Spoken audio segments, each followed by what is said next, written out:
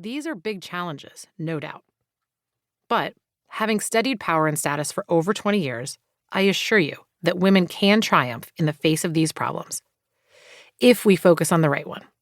Spoiler alert, it's not the one you think it is. Your power is your control over resources, like money, authority, and a seat at the table where decisions are made. Despite decades of attention to closing the gaps, women continue to lag men on all these dimensions.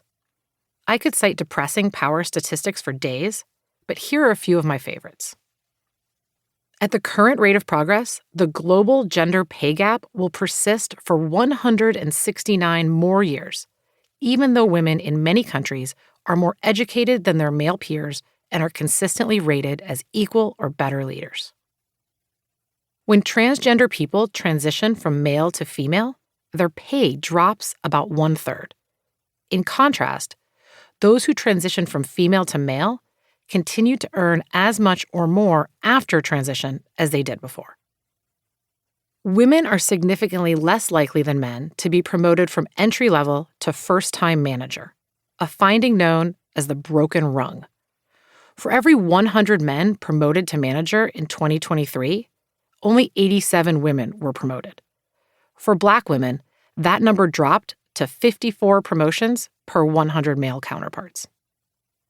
Your status, on the other hand, is the way others see you, specifically how much you're respected, admired, and valued.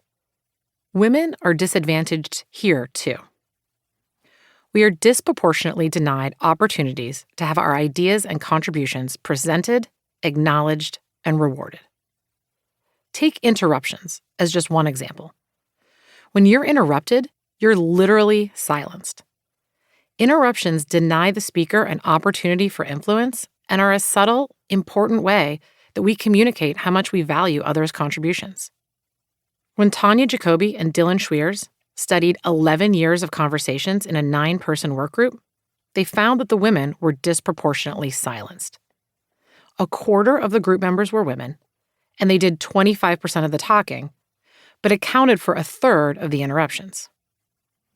Only 3 individuals in the group were interrupted more than 100 times, and all 3 were women.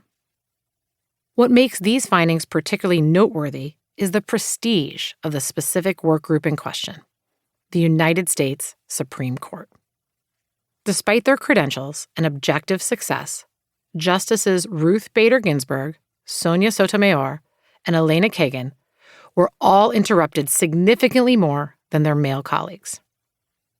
As the brilliant Stanford sociologist Cecilia Ridgway eloquently stated, even powerful women are disadvantaged by gender status beliefs compared to their powerful male peers. And women's status woes aren't limited to losing the mic. When we're not fending off microaggressions, we're heap-heated, mansplained, undervalued, and overlooked. All ways the status problem rears its ugly head. We need to solve both problems, of course. Power and status are 2 of only a few fundamental human needs. Like our needs for social interaction and intellectual challenge, our desires to have control and be respected are universal motivators that drive us and define our quality of life. When our aspirations for power and status are thwarted, the negative consequences are far-reaching, impacting everything from our mental health to our reproductive success. Both physically and psychologically, lacking control and feeling disrespected are just as damaging as living a life without friends. Despite their equal importance to our life satisfaction, however, there's one glaring difference between them.